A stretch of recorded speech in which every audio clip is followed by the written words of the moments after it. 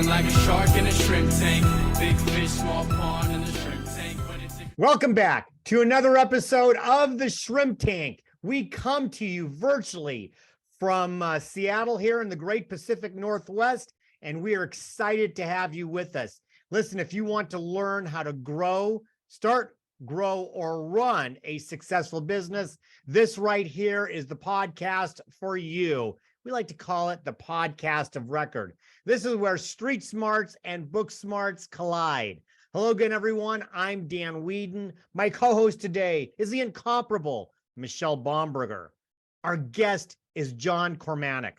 John specializes in coaching lawyers to create true wealth through legacy, impact, freedom, and energy, which he calls that's your life. He works with clients over the course of 12 months to reclaim their life by radically rewiring their mindset, redefining their legacy, and redesigning their systems. John, welcome. We'll be with you in just a minute. You can find us, everyone, wherever you get your podcasts. We're on iHeartRadio, Apple Podcasts, Google Podcasts, Spotify, SoundCloud, Stitcher, YouTube. We are ubiquitous. We come to you from about a dozen other cities, and we are growing. Atlanta is the mothership. It's the original. We have Boca Raton. We have Boston. We have Dallas. We have Charleston. We've got a whole bunch of other places. We kind of like us here in the little PNW. Now, before we start checking things out with John, hello, Michelle. Hey, Dan, good to see you. It's week 2 in a row, isn't it? You know what? People are wondering, hey, are we doing a repeat? Because Michelle usually comes on every month, but I think you had some travel things going on. Craig, I don't know how much you paid him to, what the compensation was, but Craig kindly shifted with you. So Craig's going to be like a long lost friend by the time I talk to him again. But here we are back to back. We are. Good to see you. I should be wearing my green shirt. This is maybe one of my favorite times of the year. The azaleas are in bloom back near Atlanta. I mean, in fact, I should be calling Lee Heisman and Ted Jenkin. Maybe they're coming live from the Masters, but it's Masters week, and it's my favorite. The Masters is simply, unless the Seahawks are in the Super Bowl or the Mariners in my lifetime get to the World Series.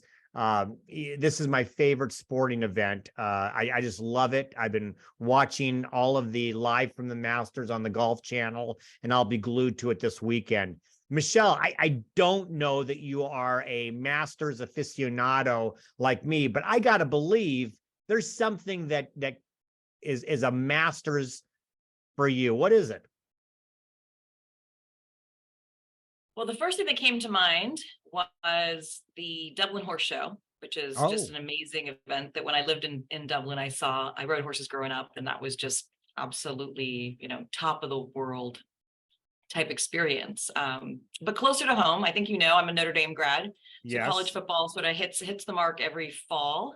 And I had tickets to the NCAA women's tournament this last week in Seattle at Climate Pledge. Yeah. So it was really, really fun to see, Iowa, Louisville, a bunch of those teams playing here at home and watch them kind of make it through the bracket.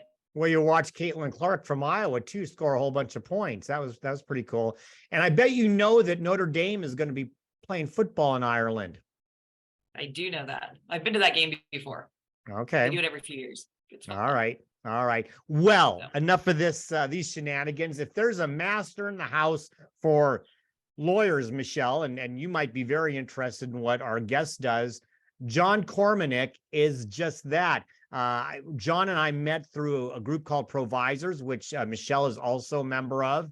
And I thought John would make a great guest here. John, I don't know if it's fair to call you the master of lawyers, or maybe you're trying to turn lawyers into masters themselves, but welcome to the show. Tell us a little bit about what you do.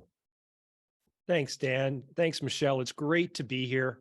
So what I do, I take essentially lawyers from the hamster wheel to the yellow brick road. I enable them to achieve their full potential and have the life that they wanted to have when they first thought of being a lawyer. Wow. So that sounds simple, right? The podcast is Oh, over. That's it. It's over.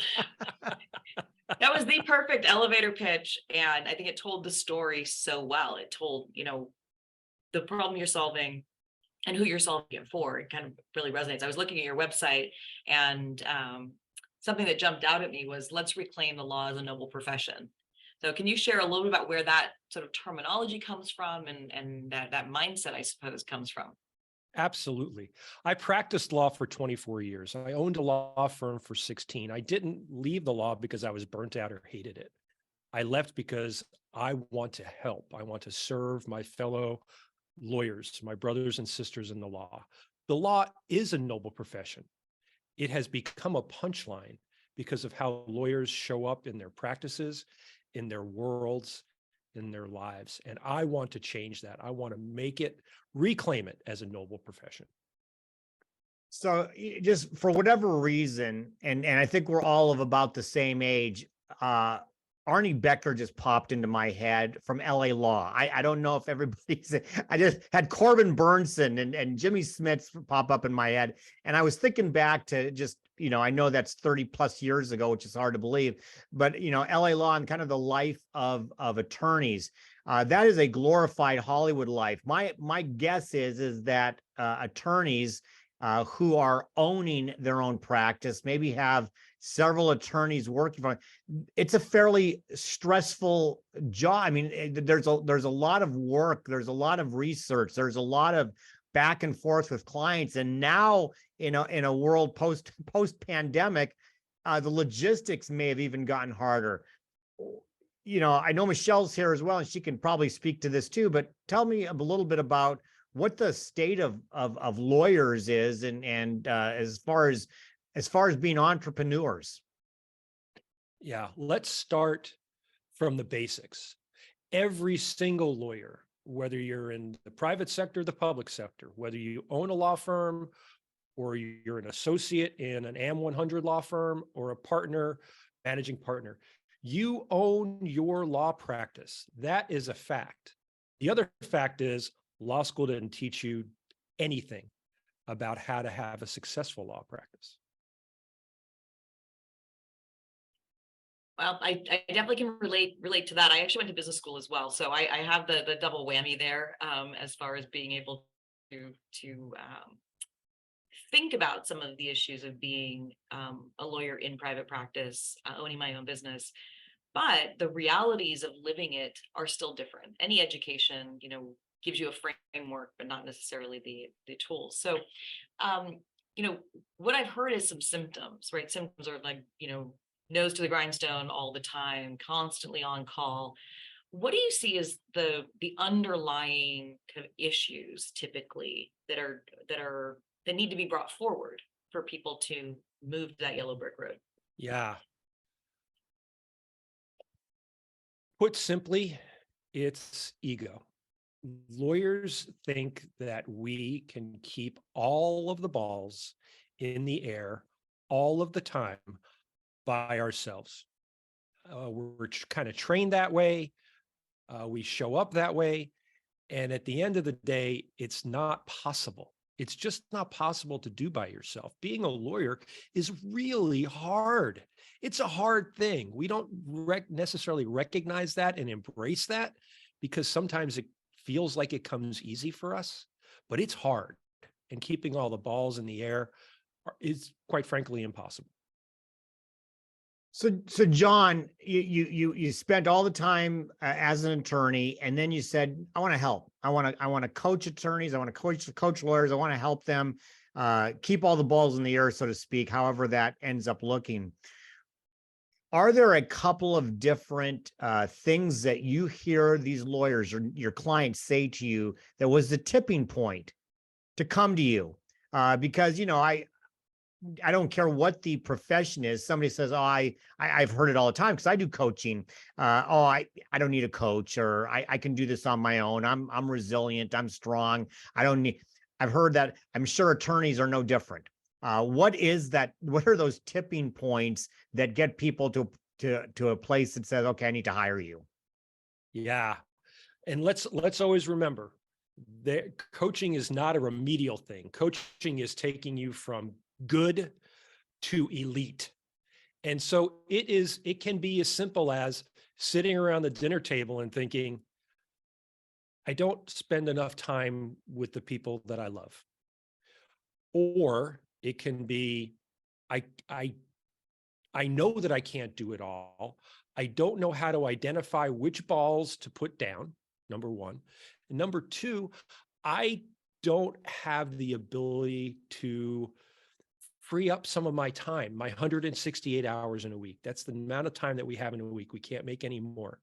And if they're full and they want to do more, they want to be more, then that's when they come to me. Do you find that you mentioned ego, and I think ego is actually a really great description of not necessarily, ivory tower, I think I'm better than other people, but this need to succeed, this need in whatever success means. So is there are there some foundational elements that maybe you start with kind of with everyone? They're coming at it from, you just mentioned a couple different examples of maybe where the aha moment arrives. But are there sort of foundational principles? It's like, let's start here that maybe would get people thinking about where they are and where they want to go? 100%. 100%. And the place that I start is with a long-term vision, 10, 15, 20 years down the road. And it doesn't have anything to do with the law or their law practice. It has to do with their life. What do they want their life to look like in 20 years? That's where we start, because that's the thread that will run through all of the work that we do together. Well, John, it's interesting that you say that, because I just had a little bit of an aha moment myself. I just realized in the work that I do with coaching entrepreneurs, we do the same thing. We're not coaching skills necessarily as to how to do, how to do research, how to do it, is with it. We're really talking about those same principles. These are life principles. It's about, how do you get to spend more time with those ones you love? How do you manage time better? How do you delegate better? It's all of those things, isn't it? It is. And the refrain that I hear from seasoned attorneys who are partners is, John, I graduated from law school and I picked up my head and it's 25 years later. That is not living intentionally. That's allowing the current to push you where the current wants you to go. I help lawyers put their oars in the water and drive the boat to where it is that they choose to be. Well, where we choose to be right now is we've got to pay the bills, John, and we're going to do that right now. We're going to take a short break to hear from today's Spotlight sponsor. And when we come back with John Cormanick for our Hot or Not section of the show, we're going to find out what John thinks of billable hours. Don't walk away. We'll be right back with more of the Shrimp Tank. The power of law is often used against those who don't know what they don't know, but not anymore. Equinox levels the field for entrepreneurs. Just as your business may now tap into a managed service provider for accounting, HR, or IT help, you can now tap into the power of law with Equinox. Equinox's strategic legal counsel service gives your business the same strategic law advantages as the megacorps. But unlike the mega attorneys, Equinox brings a balance of strategic business and practical legal guidance. You set the priorities in the budget. The Equinox team builds a personalized plan at a fixed monthly cost to best serve your legal priorities and needs. Take on business complexities with the power of law on your team. Visit equinoxbusinesslaw.com and schedule a complimentary no obligation evaluation to see where your business stands. Level the playing field with Equinox Strategic Legal Counsel. Welcome back to the Shrimp Tank, where we interview the best and brightest CEOs and business thought leaders in the greater Puget Sound area and beyond. I'm Michelle Bomberger here with Dan Whedon, and our guest today is John Cormanick. Let's start our next segment, Hot or Not. Hot or not, you know what? I just realized something, Michelle, for those who are actually watching on YouTube, apparently what's hot is wearing blue because you and I both have the blue backgrounds going and we're wearing blue today. So we did not do that in advance, but it must be hot. So here's what happens, John. Michelle and I are going to pepper you with questions. Just as we're almost putting you on the stand. We're going to ask you if the topic is hot or not, then why or why not. And at the end, you win nothing, but we hope you have some fun. I mentioned billable hours, hot or not, John, billable hours. People have been lamenting billable hours for as long as I can remember.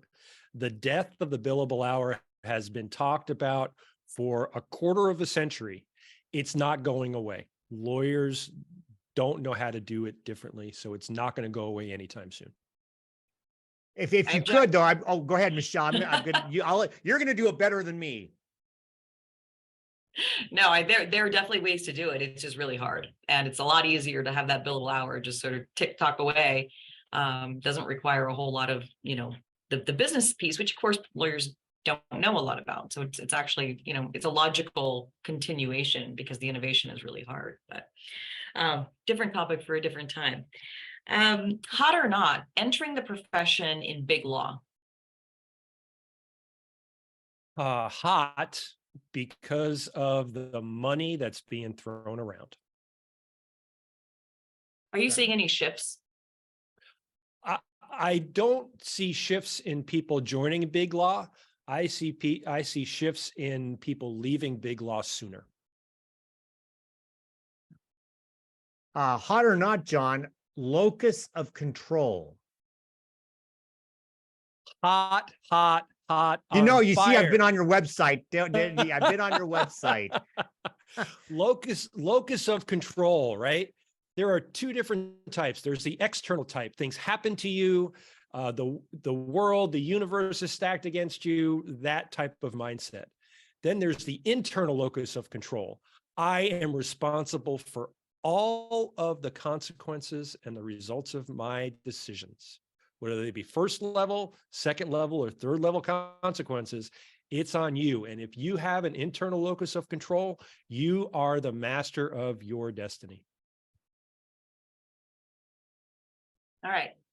Hot or not, being a generalist in law versus a specialist in law. Not. If you're a jack of all trades, you're a master of none. And the consumer market for legal services with the billable hourly rates or flat fee rates that attorneys demand and are entitled to requires specialization. So, John, I was going to ask this as a hot or not, but I know it's going to be hot. I've been on your blog, and I know you've talked about this, and actually on the show we've talked about it with literally every guest. We're talking about being in control of mental and physical health, and the importance of mental and physical health to the entrepreneur, regardless of what they are, what company, that kind of company they own or industry. I want you to speak to this though. If you would agree that mental and physical health is really important to the lawyer, not only for their life and their control, locus of control, but the carryover effect it has for their clients has to be also considered, because how they show up affects their clients in regard. And again, it could be a myriad of different types of law practices. Can you speak a little bit about not only the mental and physical health aspect to the lawyer themselves, but also to their clients? Yes. The lawyer is, for all intents and purposes, the machine that provides legal services to people. And look, we all, or most of us, own cars or bicycles or some form of transportation. If you don't take care of the machine, it's going to break down and it's not going to get you to the grocery store or on your trip or wherever it is you want to go. You don't want to fly in an airplane that doesn't get maintenance, right? You just don't want to do that. And so the same is true for the lawyer.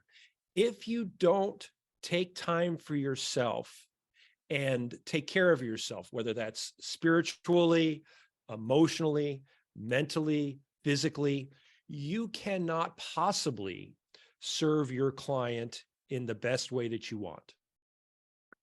So to follow up on that, I know logic makes people think, emotion makes people act. We all know what you just said is logically true. We get, I mean, all of us get it. Yet we all know that, I forget who it was that had talked about this. Says, cigarettes are bad for you.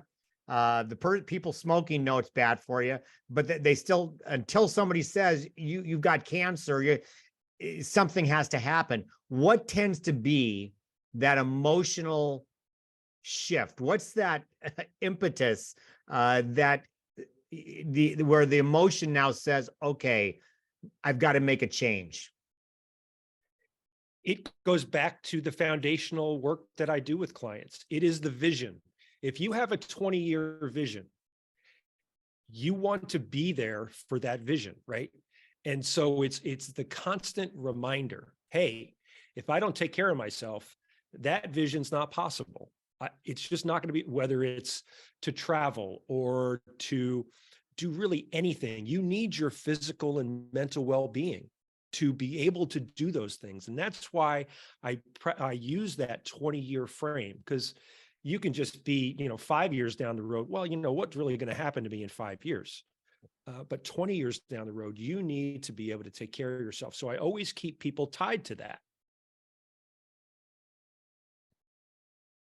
Along the lines of, health and well-being, would you say it is hot to kind of relocate to practice from another location just based on what feels good and where you want to be? Yes, I think that's hot.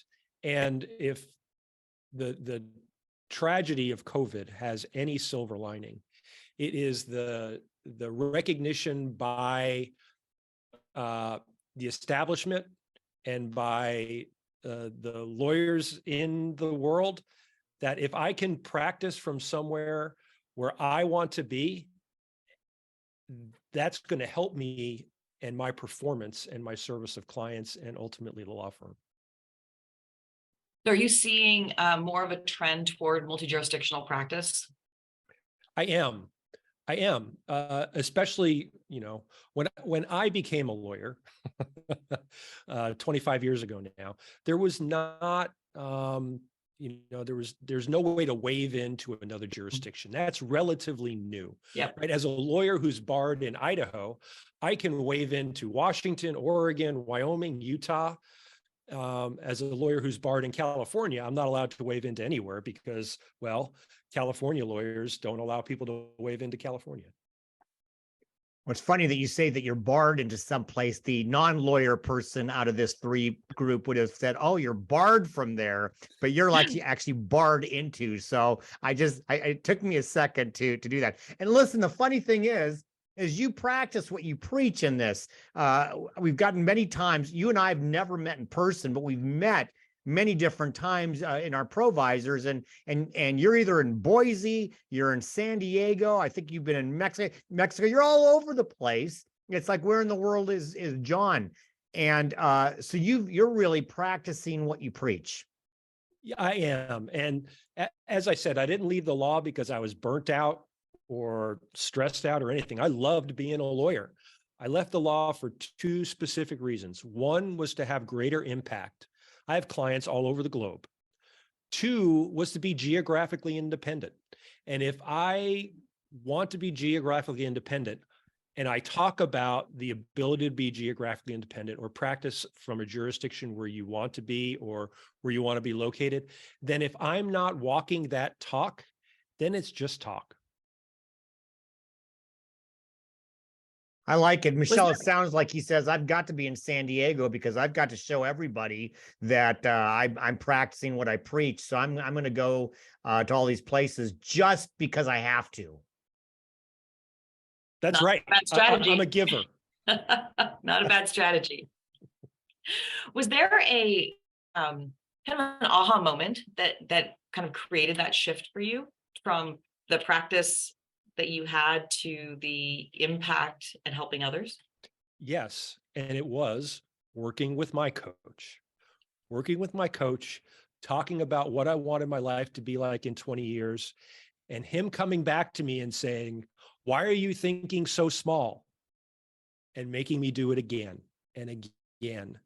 The same thing I do with my clients. Why are you thinking so small? We put ourselves in a box. The world is a great big place. We have unlimited potential. Find out what that means for you. And so it was that moment. And then I had the decision to make. Do I stay doing something that I'm really good at? I'm well respected. Puts a roof over the head and food on the table, or do I follow my passion and serve lawyers and create the future that I want for myself? I'd like to expand on that, because I think all of us who have become entrepreneurs have had that talk, have had that moment. And I think it's interesting to find out how long that actually takes. How long does that process take? Everybody's got a different way of processing. What about you? Did you have to consult with family or friends or others? How did that process, or did you say, nope, I'm jumping now? Well, I've been married for 32 years. It'll be 33 years in September to my lovely bride. And so, of course, we had some honest and open conversations. I will tell you that this is not the first career switch for me. I was in healthcare. I was a respiratory therapist before I went to law school. I went to law school when I was 35 years old. That conversation with my wife was much different. We had only been married for 5 years. So over the course of our relationship, we built up trust. This time when I said, Michelle, this is what I want to do, she said, I believe in you, do it. I want you to be happy. You've mentioned impact. What does that look like to you? What does that feel like to you? Impact for me is watching a client realize that the box they put themselves in, that they've constructed for themselves in 100% in their own mind, is made of cardboard and not steel, and they can break through it. It's that moment where they say, I can. That's what impact is for me. Well, what's also impactful for us is recognizing our wonderful corporate sponsor. John, we're going to give you just a second to catch your breath. We're going to take a short break to hear from our sponsors. And when we come back with John Cormanick for our, get this, John, our Plead the Fifth section of the show. So we are really going to put you up on the stand now. We're going to find out something very important. John's going to tell us about the next really difficult conversation he's going to have with his wife. And he's going to want to hear it. You're going to want to hear it too. Don't walk away. We'll be right back with more of the Shrimp Tank. And Plead the Fifth is brought to you by our corporate sponsors, Ideal Life 360, Cornerstone Financial, First Underwriters Insurance, BC Fitness Studio, and Upstart Group. Please visit our website at www.shrimptankpodcast.com/Seattle to learn more about these terrific companies. Now back to the show. Welcome back to the Shrimp Tank, where we interview the best and brightest CEOs and business thought leaders in the greater Puget Sound area and beyond. I'm co-host Michelle Bomberger here with Dan Whedon, and our guest today is John Cormanick. John, are you ready for Plead the Fifth? If I said no, would it matter?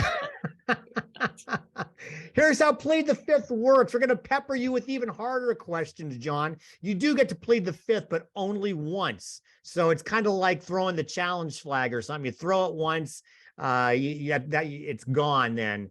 And again, at the end, you win absolutely nothing. But we hope you have some fun with this as well. So you're up on the stand. We've got your lovely wife watching you, and here's what's going to happen, because I've been married just a little bit longer than you, and I've had these wild hair ideas that I've had to pitch to my wife. Right? Here's the deal: you're leaving coaching. You're not going to be able to do it anymore. You're going to start a business based on a hobby. You're going to have to pitch this idea to your wife. What's the hobby and why? It would have to be being a mountain bike guide Oh, in, let's say, let's think big, in the Pyrenees in Europe, being a mountain bike guide in the Pyrenees. I like it. I love it. That sounds like a good big plan for the next mountain. So who has been the most influential person in your career journey? I would have to say Judge Perry, who I clerked for at the Idaho Court of Appeals when I first graduated from law school back in 1998. He's an awesome man. He's a wonderful mentor. And he allowed me to begin to think bigger than I thought was possible. So you've seen and experienced the legal profession in a number of different ways, and now you're coaching legal professionals. I like to ask this question because I love to get the types of answers that I've gotten. What do you like least, and what do you like most of the legal profession today? I think what I like the least is how stressed lawyers are because they can't figure it out. And when I say it, I'm not talking about the practice of law. Lawyers know how to do that. They can't figure out how to have a life and practice law at a high level. That's what I like the least. What I like the most is that other than physicians, lawyers have the ability to impact people's lives on a daily basis, whether you're dealing with the CEO of a multinational corporation or you're dealing with the mom and pop shop on Main Street, USA. Lawyers can impact those folks and make their dreams possible. That's what I like the most about the law today. Thanks for sharing that. Great perspective. So if you could go back to your 18-year-old self, what would you tell him at that point in time, 18th birthday, and you could give yourself some advice? Don't settle. That would be the advice I would give myself. Don't settle. You are not here to play small. You're not here to allow others to define what success means for you. You are here to achieve great things. Don't settle. So, John, I'm going to keep you up on the stand. Your wife's name was Michelle? Michelle. Yep. Michelle is watching. She might already know the answer to this. I haven't asked it in a while. John, who plead the fifth? Who's your celebrity crush? My celebrity crush. Oh, it has to be, well, I grew up in New Jersey. So, and he's on tour right now. As a matter of fact, he was in Seattle not too long ago. My daughter went to see him. It's Mr. Springsteen. If I could meet Mr. Springsteen with Bruce Springsteen, that would be the cherry on the top of what has been, quite frankly, an extraordinary life. That's funny that you used Mr. Springsteen. I felt like Mr. Sinatra there all of a sudden. Now he's not just Bruce, he's Mr. Springsteen. Well, I think that took the answer to my question, which was if you could have dinner with anyone, who would it be? Alive or dead? Alive or dead? Oh, gosh. Albert Einstein. Why? What would you talk about? Because Albert Einstein, I think, was one of the most curious people in history. And I think curiosity can drive the world forward in meaningful ways. And quite frankly, I think curiosity is what's missing from the world today. So I would have dinner with Albert Einstein. Well, I'm curious about something, and it just really popped into my head, John. There's no shortage of what we would call business coaches out in the world. I consider myself one at various levels, and there's a lot out there. I don't know that I've run into anybody else though, like you, who specializes in helping lawyers. Uh, did you see somebody else doing this as you were going through? Did you have you gotten your own help in doing that, or are you kind of a unicorn? I don't know if I'm a unicorn. I think there's we may be on the endangered species list. But I'm not a unicorn. And of course, my coach, Mike Lindstrom, was my coach, and he and I went to law school together. He didn't practice law. He went another way, and we reconnected through the magic of Facebook and social media. And I wound up engaging him to coach me. And so I'm not a unicorn, but I think I'm unique. That makes me think a little bit about what you said earlier about kind of lawyers and ego. What are the biggest challenges to getting folks to recognize the need for you in their lives? Yeah, Michelle, that's an excellent question. Keen observation. And it is really true, right? I think the key is speaking in ways that lawyers will understand, right? And I have the benefit of having a lawyer's brain. And so I get that, and I know what it's like. I talk with people all the time. I was at a meeting this morning, and there were probably 5 or 6 coaches in the room. And I stood up to introduce myself, and I thanked them all. And I said, you know what? Everyone should have a coach. And they looked at me, and I said, that's not John Cormanick saying that. That's Bill Gates saying that in 2012. And so if a coach is good enough for Bill Gates, you don't think Gates has an ego? Of course he does. Of course he does. Every CEO worth their salt has a coach.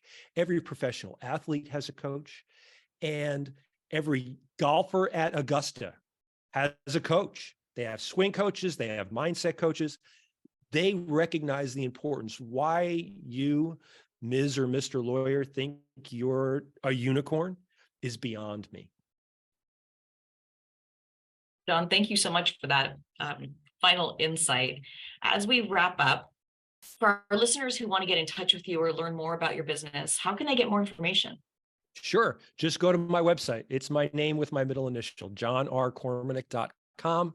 You can check out my blog as Dan did. Leave me a message or a note, or schedule a 30-minute discovery session where you can experience the power of coaching in a compact time frame. You'll walk away with actionable steps to move yourself forward. Well, thanks for making that offer. For all of our listeners, in addition to checking out John's information, make sure you check out the replays of our show at shrimptankpodcast.com/Seattle and wherever you get your podcasts, SoundCloud, Stitcher, Spotify, and follow us on our show's social media pages on YouTube, Facebook, and Instagram.